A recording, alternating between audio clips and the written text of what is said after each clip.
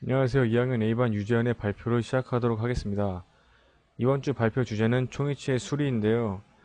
의치를 수리하는 이유는 이제 덴처가 파절이 되었을 때 이제 원래의 모습으로 다시 복구를 시켜주기 위해서 수리를 해주는 것입니다.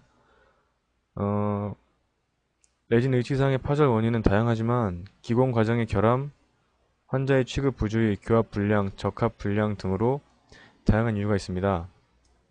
그리고 가장 많이 발생하는 파절의 원인은 이제 환자가 밤에 이제 덴처를 세척을 하기 위해 화장실에서 덴처를 빼다가 떨어뜨렸을 때 그때 이제 덴처가 바닥에서 화장실 바닥과 부딪히면서 깨지게 되는 그런 시추, 그게 가장 많이 발생하는 덴처 파절의 원인이고요. 또 상악의 경우에는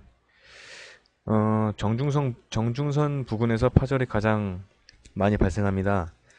그 이유는 환자의 구개 부위의 중앙 부근은 의치의 장착 후에 그다지 이제 변화가 일어나지 않습니다. 그리고 골이 치밀하고 단단하여 피복된 점막도 비교적 얇습니다. 이것에 비해 이제 악제 부위는 치조골의 흡수 및 변화가 일어나기 쉬운 부위이므로 의치를 장기간 사용하게 되면 이제 악제 부위가 낮아지게 됩니다. 그래서 이제 저장력은 구개 부위 중앙 부근의 응력을 야기시키게 되는데 의치상은 이 부위에서 서서히 피로 현상이 일어나게 되고 의치상 변연의 순절은 부위에서 응력의 집중으로 인한 이제 파절이 이제 시작이 됩니다.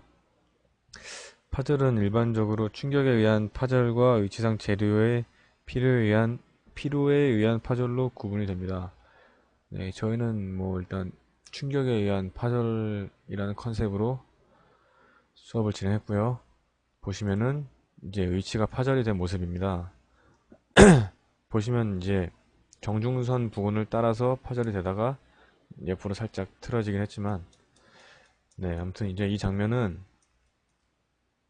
파절된 그 부분에 접착제를 살짝 묻혀서 이제 덴처를 고정을 시켜주기 위해서 접착제를 발라주고 있습니다.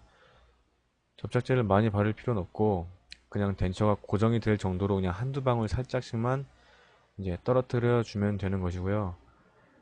네, 보시면 이제 덴처를 고정을 시켰고 이제 보시면은 이제 석고를 믹싱을 해서 모형을 제작해주는 그런 장면입니다.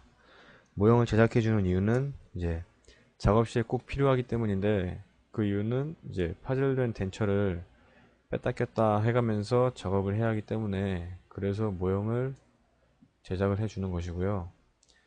그리고 모형을 제작할 때 이제 언더컷이 있는 부위는 미리 왁스로 블러그아웃을 해두면 모형을 제거할 때 더 수월하게 제거를 할 수가 있습니다. 네, 그리고 보시면은 이거는 제가 이제 석고를 주입하는 장면이고요. 이거 이제 넘어가겠습니다. 보시면은 이제 석고가 굳으면은 이제 스파츌라 같은 것을 이용해서 덴처를 분리시켜주고, 또 이제 보시면은 그 모형상을 보시면은 이제 덴처가 파절이 되었던 부분에 라인을 따라서 이제 약간의 라인이 생기게 됩니다. 그 생긴 라인은 석고 조각도를 사용해서 부드럽게 다듬어 주시면 되고요.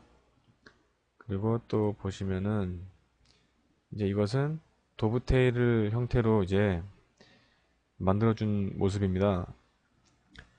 그 전에 이제 덴처가 파절된 라인 양쪽으로 이제 1mm씩 덴처를 좀 삭제를 해주고요.